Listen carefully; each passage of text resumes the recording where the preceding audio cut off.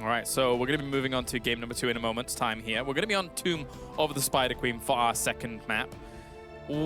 Is there anything that Nomia can pull out to try and kind of upset MVP here? Do they try and revert back to the Diva? What are your thoughts? Well, I mean, if we took a look at just earlier today, Red Canids going up against L5, is that you can't, it's really hard to get out macroed in the traditional sense that we see on bigger battlegrounds. So you can kind of mess things up a little bit, make it a little bit tougher. We saw the Varian blow up composition. It's a little bit easier to pull off, and you have more opportunities to do so. And we saw Red Canids give L5 all they could handle, surprisingly. And I think that that's kind of where Nomia falls into. This is a battleground to where the rotations are much, much shorter. You have a lot more opportunities if you want to try and find different types of aggression. The Stitches comp we've seen multiple times in this tournament hasn't really played out the way the teams wanted it. So maybe stick with something that is a little bit easier to pull off, I think, like a Varian or a Butcher. You said the Stitches, but... No, I said Butcher. Oh, yeah, afterwards. Yeah, that's true. But before that, you did say the Stitches, and it actually isn't that bad on this map. Yeah, definitely not. I mean, we've seen a lot of Stitches already, and Europe especially has been having a lot of success, JPL, with those clutch hooks, of course. One thing I would like to see Nomia do is... I agree with the Variant blow-up type of compositions. Yep. Those compositions are generally a lot easier to pull off. You know, they went with the Greymane Tassadar like twice now, and it's just not working out. Not only is that not the best hero combination for a Tassadar, you know, Greymane doesn't have as high of a damage output as a Vala would. It also requires you to play extremely well for the entire duration of the fight if you're going to pull that kind of composition off, versus just finding a target and then blowing it up. I can hear MVP Black, and currently Sake is going Dahaka, Dahaka, Dahaka, Haka, Haka, Dahaka. So they like Dahaka. Coming in is Malfurion and Nubrak on the other side. What do you think? I think what they have to do if they really want to take a game here is simply try to play to the map in the sense that they need to dominate early and snowball it. So far, what we've seen from Nomia is that when they are going up against a team that they feel is stronger, they are willing to take the loss, but they are trying to learn from it. Yeah. It's one of the things they've been saying for several international tournaments now already, that they are struggling getting good practice in and that they treat this also an opportunity to learn. Right now, the Anubarok is already great for them. It has been a constant pick in this tournament, with the ban on Uther following up with the second best healer that we have in the game, the Malfurion. It's a really solid start for them into the draft here, no doubt about it.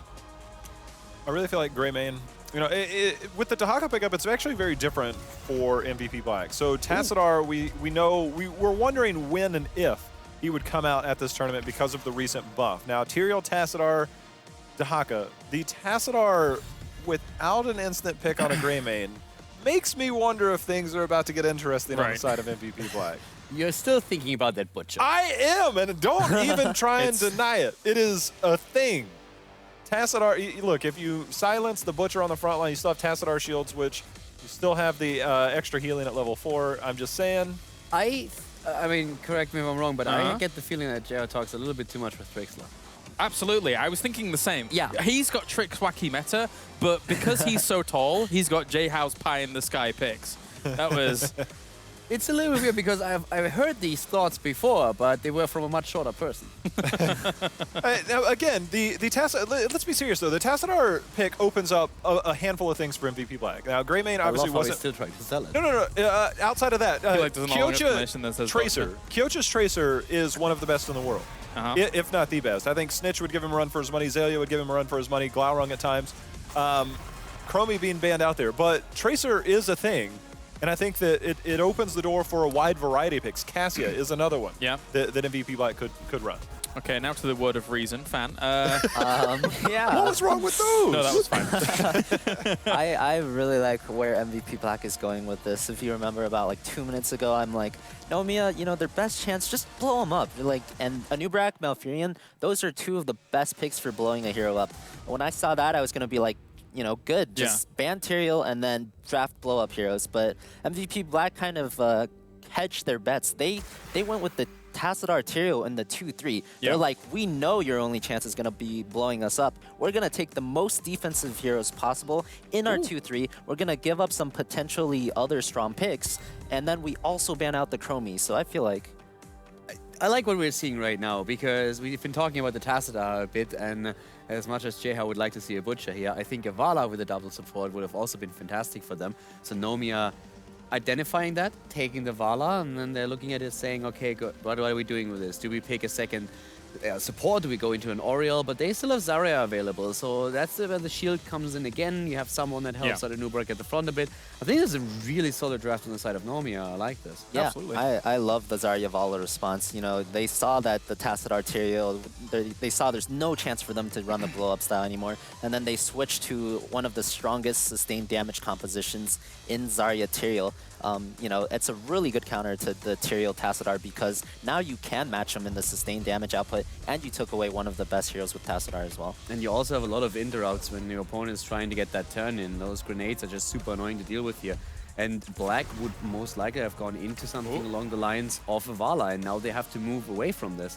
Going into a Lunara instead for the range damage and comboing that off with the Rhaegar for the double support with Tassadar. Jayhao? I love what Lunara does against Zarya. Zarya, you require the shield, the duration is there, you don't get the full value out of that poison damage. It does give you kind of guaranteed energy, but not the same way that a traditional mage damage dealer would do. So if you're looking to make sure and get some extra, they don't have the pop. They don't have the burst damage on that side. Tacit Arterial, Dahaka, Lunara, it's not exactly going to light up somebody. But at the same time, like they can utilize that and play it to those strengths against Nomia. And I think that's the thing with Zarya, it's always kind of tricky because you know you're going to be giving out energy, but you can only shield so often. And I think that persistent damage that we'll find will counter a lot of that and kind of neutralize a lot of what Zarya can do. We talk about the persistent, that sustained damage. I feel that Zarya doesn't obtain the same type of energy she would against other possible heroes in this scenario. Kaldor? The Ragnaros pick at the end there is also quite interesting. I was thinking about them maybe heading into a Leoric here as well, so that would have been an option. They have the added benefit of having now the Molten Core as a defensive tool. So for me personally, when I have a map like this, Molten Core is always a tool that you can use to... It's a little bit more forgiving, because if your opponent gets the objective, you still can defend quite nicely against it. But on the lane itself and for the team fights later on, I probably would have liked the Leoric a little bit more even. Okay. Fan, what do you think about how, you were mentioning it before, but just how durable MVP's draft is? Yeah, it's definitely very durable with that Lunara pick. I think a Tracer pick or a Lunara pick were their options there, going with the more sustained damage output one. It is very durable, but I think the key here is the fact that Nomia picked the Ragnaros for the last pick. They needed a solo laner, but I'm not thrilled with the Rag. I think Rag is 0-4 in this tournament so far. He hasn't won a game, and half of those picks have been by Korean teams. Yeah. So I feel like he's just fallen very far out of meta. I'm a little bit worried about that Rag being a weak spot in the draft now. Please don't remind me how bad Rag is right now. It's so sad to watch. I guess, yeah, for me personally, the idea is really okay if they get the objective. The Molten Core helps us with the defense, and we need a solo lane on top of that. But I'm completely with you there. I'm also not really sold on that. I think Fan probably just nailed it. You talk about 4 Leoric options. I think there were far better options. Again, the lack of the burst, I think, and the amount of sustain on both teams, it's going to be a battle of wills. And it's like, you can take like one step ahead of your opponent. It doesn't look that good until a few minutes into the game, you're 7-8 minutes into the game, and all of a sudden you're like 10 steps ahead, and you're like, what, how did we get here? And I think that's what MVP Black does in compositions like this, and what they will do to Nomia, because I don't really see where Nomia can outperform their heroes more than MVP Black can at this instance. I mean, even if you go into a Sonya, you would probably be a lot better off than this. Yeah, I think there's many better options there. Yeah, Jahel, or the Butcher. he's a beast on the bot lane. There's so much fresh meat on that. I guess so, yeah, I guess so. So we're just waiting a few minutes more before we do actually get into this game, as one of the players is solving a slight technical issue that they are having. I guess we can move to predictions, but you can quite happily talk about them a little bit of length. So let's start over there with Kaldor. The Ragnaros pick on the last slot is what I personally don't like about the draft. Overall, I like the draft a lot more on this map than what we saw on the last. I just say on an individual level, there's no doubt who's stronger, and I don't think that the Koreans are going to make the mistake to underestimate the opponent, give them a lead on this map. So MVP Black is going to take this and makes it a 2-0. Jayhao? I mean, I talked a little bit about what Canids did earlier against L5. I don't really see a whole lot of that from Nomia coming in here against the MVP Black. It just feels like they're going to be missing out on potential. I talked about playing to your strengths, and they're most definitely doing that. Zarya is a hero that they've played before, but I don't feel like it's going to be enough. It might work against other teams, but this is not a team I see that type of strategy and that composition working with. The Vala, Zarya, we know that combo. It's good. Yeah. But is it enough? I just don't think that it's going to be. If it was in different hands, maybe I'd have a different opinion. So I'm going MVP Black if we're doing. There you go. Hey, okay. Yeah, personally for me, I really like the way the Nomia draft went until that very last pick. Yeah. I think they managed to actually draft MVP Black into kind of a bad situation. So I was talking about low damage the first game for Nomia. I think this game, MVP Black is the one that suffers from that. They have the Haka, Tyrael, Tassadar, Lunara. Yeah. Lunara is their only damage this draft, and I've actually played like a lot of like in-house league games with pros and stuff, and there's an interesting situation that occurs when you draft Tassadar Lunara as your only damage. I think if Nomia went for like a Lucio last pick, like a strong secondary healer, if they could get to level 10, 13, 16, literally Lunara Tassadar can no longer kill anyone ever through two healers if one of them is a Lucio. So I think there was a lot of like not even just the Sonya or the Leoric. There was so many options there that could have been better for them than the Rag. So yeah, I'd go with MVP Black if we're doing that. All right. But well, thank you very much, gents. It's time to get to our game now as we head over for game number 2, in fact, I should say, between MVP Black and Nomia. Thank you very much, guys. And we are, in fact, getting ready for this, although one of the players is just going to get tissue as they do have a nosebleed, unfortunately. So we're going to be getting in very shortly. Yeah, but we can just talk about going into that game here, MVP Black versus Nomia. Nomia has been doing pretty well in the group so far. They've got a few points to their name.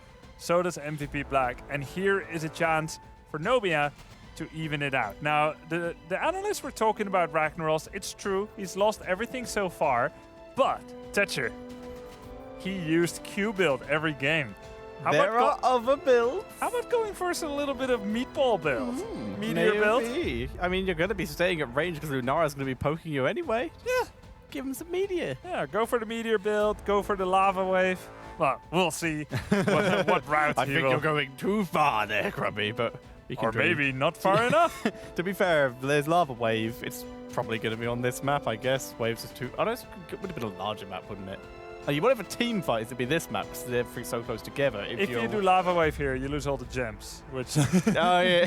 So it's the worst possible map for Probably, Lava Wave. yeah. It's small, you lose the gems. You Basically maximum value. You can't split push. You might get like one team fight out of it if you're lucky. Yeah. So almost certainly not Lava Wave, but like you said, the analysts not seeming too happy about Ragnaros, and he hasn't had the best win rate in this tournament so far.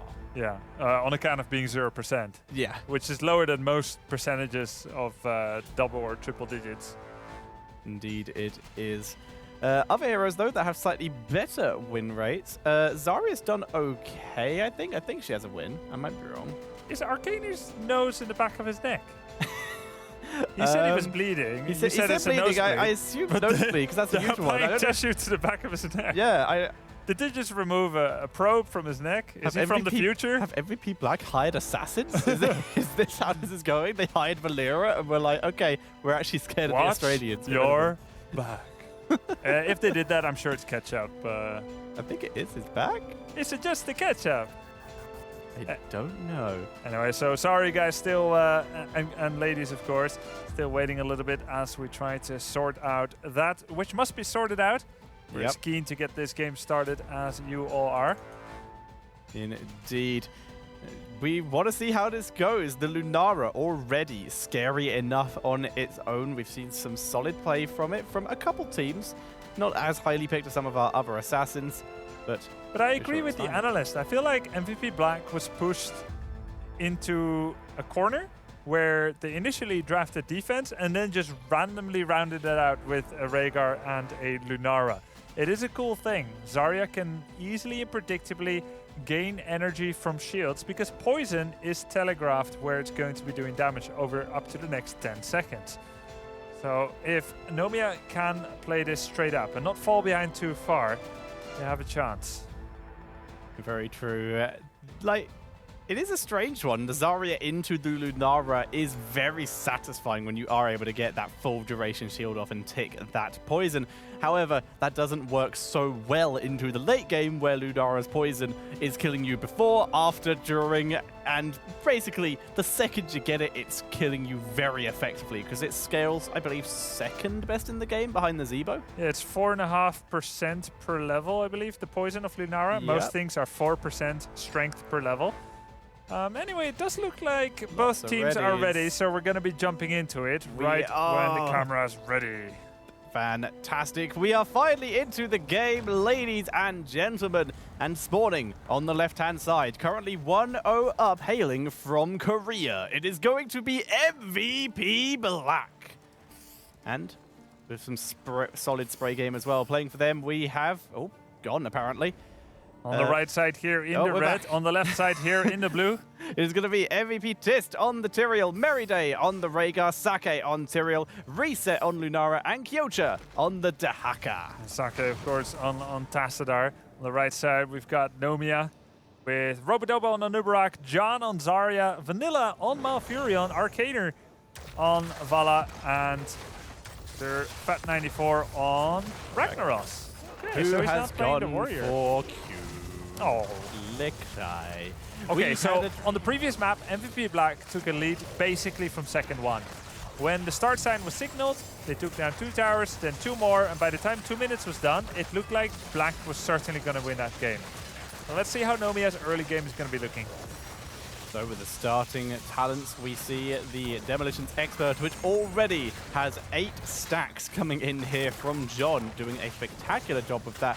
Regen Master for Anubrak. This is the lane that is potentially easiest to get globes off. Maybe Braxis could contest with it, but this is an insanely easy map to stack for these kind of talents. Yeah, and Dampen Magic gets almost no value here because you're up against poison damage, Size Storm. It's basically after 1.5 seconds, the damage is still coming in. It's not front-loaded burst from Black. Arcaner. One more shot. Meriday was thinking about it. He was very much considering going in to try and get that kill. Instead, takes a Malfurion heal and a Fountain to heal Arcaner back up to full. In the meantime, Ragnaros holding his own against the Haka in the bottom, Fat94. Doing some damage. Reset now, getting harassed, but that extra deer speed too good. Instead, it is Valor who gets engaged upon and killed off. Arcaner, even with all that healing, unfortunately, will be going down. So I don't think that really MVP Black has kill pressure with that 4-man rotation. I feel like the only way that anyone on Nomia dies if they misjudge or kind of misplay it, misstep. There are no stuns. There's only a few light slows on the side of MVP Black to the order of 30% slow. And then you kind of have 1.5 support in Zarya and Mal. So definitely an error. Nice drag there on John. Very well played by Kyocha. And they're going to go for Ragnaros. They're chasing him down. He used his speed boost to try and get Zarya out. So now he's getting chased down. And he gets finished off by the poison. 3 kills in less than 3 minutes for MVP Black. Very nice job by Black. Chasing him all the way down into his own fort. And Black is just on fire here. Yes, they are. Nomia very much on the back foot, playing very far back because, well, their frontline bases are sort of dying. So they have to play a little bit further back. They don't die. Meriday, though, getting chased down. Can vengeance be achieved? No, the slowing totem and turning into wolf form gets him out. He has that wolf run talent, 130% move speed instead of 120. That's his level 1 so that he can be more aggressive or get away easier. Yeah, and he's gone for Feral Heart, giving him the sustain, which he kind of needs because he's not going back. He's staying near his team here. Scouting Drone has seen him. Vanilla is focused down. The slow from Tass gets him finished off. Robodoba does make it behind the base, though. Look at these 5-man rotations at 3 minutes. This goes against conventional Heroes of the Storm knowledge, wisdom, and rules. You're supposed to stay put in your own lane until level 10. That is the rule. The general How dare rules. you? You stay until level 10 or until an objective spawns near you. Exactly. But that is the general knowledge that counts if you aren't good at getting kills. If your kill power, your estimation, your judgment, your timing, your teamwork isn't good enough. But if you can rotate, you show up as 5, there can be a big surprise. You get the takedown, you go back to your lane, lose only minimal amounts of minions, and you just draw further and further ahead. Look at this. Kyoto Invading finds the it. enemy bruiser camp? MVP Black. The route is down. Looks like Nomia may want to try and contest it. They're leaving a noob in here It's a who does the 5-man! burrow. He It's a has 5 to drop versus burrow. 5. Here. It's a 5 versus 5 on Nomia's bruiser camp, and MVP Black still able to steal the camp. Tist is actually just dived on the fort at the moment looking for more kills, but he has to pull back. You know what he did there? He used his righteousness, his shield on the bruiser camp to get even more ammunition down, to make it more survivable. Molten Core. Saves the fort, stuns Tyrael. He is the target, but Eldarin's might getting him out. Bruiser Camp's still here, Webweaver's still here, Fort and the Molten Core are gone. This is so crazy, Tetra. I've rarely ever seen teams be able to apply this kind of pressure onto the Spider Queen, stealing enemy bruiser camps. They even just paid. It fit together like a jigsaw puzzle. MVP Black has solved Nomia, it seems. They really have. They are putting on so much pressure here. And there's no response right now from Nomia. They're stuck at their tier 2s at this point, and they're going even further back. All 3 of the forts are down, and the keeps are beginning to be pressured, with Ragnaros actually having to react to the Webweaver that's still pushing the bot lane. Level 10 is reached. Do they get level 10 before level 7 is reached on Nomia? They do. Oh my God. That's a 3-level lead at 5 minutes. And they're still going. Leaping Strike, Force, Wall, Adaptation, and question marks, plural. Okay, well, boss is being taken. And this is at 5 minutes and 40 seconds. If they take that boss, it reaches the keep at around 6 minutes and 5. And if MVP Black get any more kills, they could just get the keep and end the game off of this. This game could end under 7 minutes, maybe. Possibly. See here, taking some damage right now, trying to push in forward though to catch more members of Nomia. Reset, spreading his damage thanks to his level 7, and they force Nomia all the way back to the force wall. Bloodlust! Sanctification has been taken. Do they need it? Do they, heck? As they continue to move forward, they finally drop it on the fort just to keep pushing in. That's a Bloodlust combination with Feeding Frenzy. That's a lot of drag tongues by the Haka. Pretty much a drag tongue every 3 to 4 seconds. That's an awful lot of drag tongues by the Haka. They're doing some crazy CC, and they've managed to get themselves 5 kills in just under that many minutes, but they've also managed to take down so many structures. The Webweavers are desperately trying to defend top lane against the boss, while one is actually pushing up mid, but the Haka's already there to assist in clearing it. My. Level 11 versus 7. Rarely ever have I seen such a thorough thumping as MVP Black is delivering to Nomia. Nomia has come a long way. And during the Western Clash, they performed well. They had a lot of wins against top teams like Team Liquid in Europe. They've done well here. They've won their opening series. Yeah, But they're running against a wall here in MVP Black. they have in fact run against a wall, and they're on the back foot, and they're about as on the back foot as you can be while still having keeps alive. They're looking for an opportunity to try and earn something back onto the map. Currently, with only 20 gems though, what are they going to be able to do?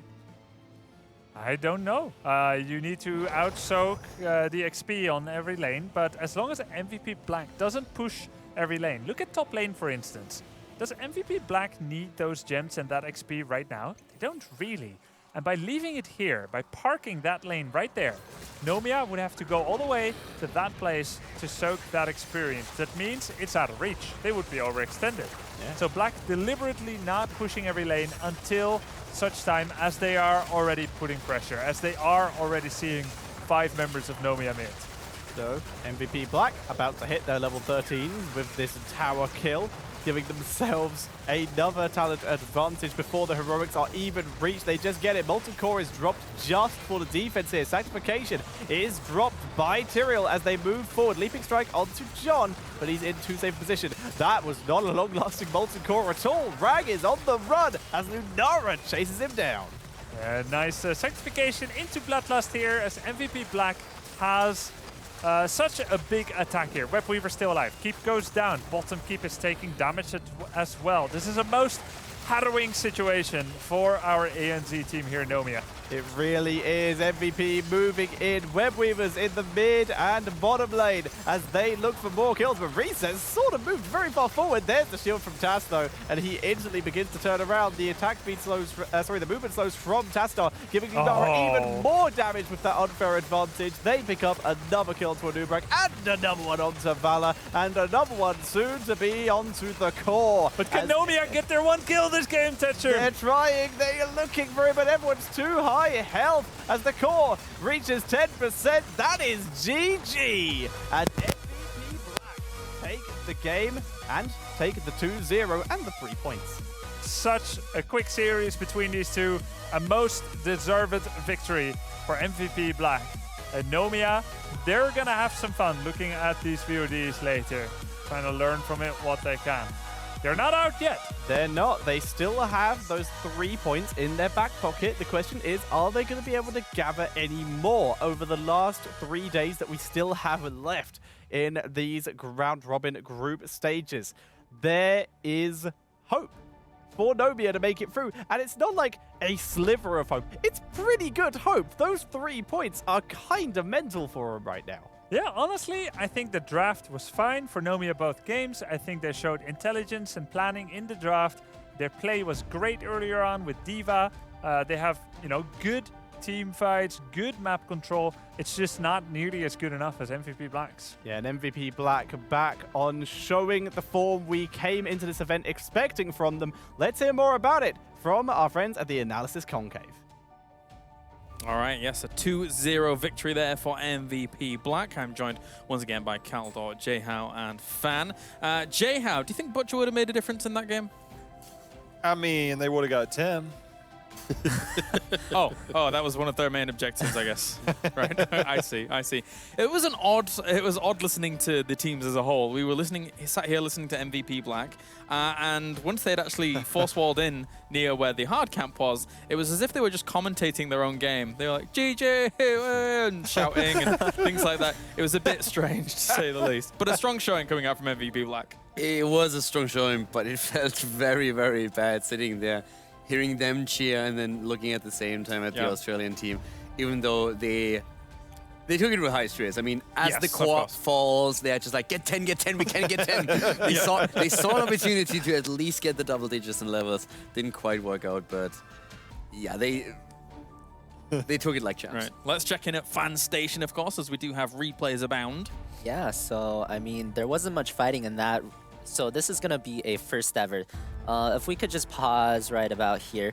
So this is the first ever replay where no one has died. Okay. I'm going to call this macro replay because I really like what they're doing here. So notice there's a turn-in happening right now. Blue Web Weavers are going to be pushing all 3 lanes. And on top of that, MVP Black does invade the night camp. And they, they're stronger here. They're about to hit 7. They're going to win the invade. And this is what Jehao was talking about when he said, MVP Black is 1 step ahead, and all of a sudden they're 10 steps ahead. After this night camp invade, no one died. Nomia did the correct thing. They backed off. They realized they could not win. But when the MVP gets a turn-in and a night camp like this, they're allowed to pressure you so hard. So we see the night camp being finished here. Nomia does the right thing. They all leave. But at this point, you've committed 5 people at this point for so long, and there's a turning coming in your lanes that you haven't dealt with at all. So basically 2 minutes after this replay, fast forward, instead of a 1-level lead, it's all of a sudden a 3-level lead, almost a 4-level lead. And then they just lost the game. Just that one play, no one died, game over. Losing so much soak elsewhere, not able to be in position to de-push, etc. Yeah. Very, very difficult to deal with. We are joined by Meride once again, as well as our Korean translator. So going into this series against Nomia, I've asked the same question to many people now. But what did you expect going up against Nomia in this series? 이번에 노미아를 상대하면서 뭘 예상하셨나요?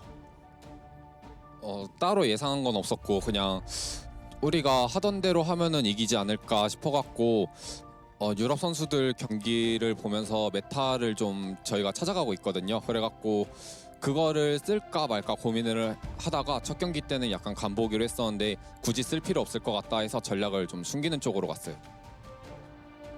So we didn't prepare anything in general. We're still establishing our own meta by watching the EU players, and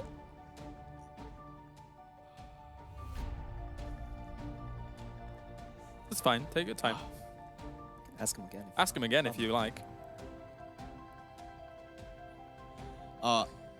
so we for the first game we tried to test the waters. Yeah. And we realized that we didn't really need to expose our strategy, so we just went. We just tried to hide our strategy in game 2. Fair play. Fan, do you have questions? Yeah, so they're looking a lot better today than yesterday. I know they mentioned a lot about the meta. Are you learning more about the meta as this tournament progresses? Are you feeling better about it? 계속 뭐 여기 애널리스트 데스크에서 그렇고 계속 메타 언급을 많이 하는데 이제 이번 대회를 하면서 점점 메타가 확립되어 가는 것 같나요? 이제는 거의 블랙만의 메타를 거의 만들었다고 해도 나쁘지 않을 정도로 어느 정도 완성이 되었어요. 그래갖고 내일 있을 푸나틱 전도 기대되고 좀 전체적으로 유럽 선수들이 쓰는 메타 지금 우리가 생각하고 있는 메타가 맞는지 그거를 한번 일단은 비교해 보고 싶어요. So I think at this point we almost established an MVP black meta. So I'm really looking forward to tomorrow's game against Fnatic and to test like our research against the EU teams. I really want to ask what he thinks the score against Fnatic is going to be tomorrow. So I'm just going to do it. 내일 혹시 푸나틱전에서 경기 스코어가 어떻게 나올 것 같나요? 아마 어느 쪽이든 2대 0으로 지든 이기든 그럴 것 같은데 근데 푸나틱 선수들이 진짜 너무 무서운 게 어제 밥을 먹는데 와갖고 진짜 제가 영어를 못해도 아직도 생생하게 기억하고 있는 게 푸나틱의 콱닉스인가요? 그 선수가 저한테 이러더라고요. Hey, where they? We already destroyed you and 발라. 진짜 너무 무서워갖고 어제 잠을 못 자겠더라고요. So whoever wins, it's gonna be whichever team wins. I think it's gonna be a 2-0. But what's really scary about Fnatic is that yesterday when I was eating dinner, Quackness came up to me and he said he was gonna destroy us and Bala. Oh, and yeah. Bala. We heard that. That was amazing. And that kind of put the fear of Fnatic into me. Okay, well, thank you very much, Meride, Kamsamnida, as we now go to more here for the mid-season brawl. So we're going to go to a short break, and when we are back, more Heroes of the Storm action here very, very soon.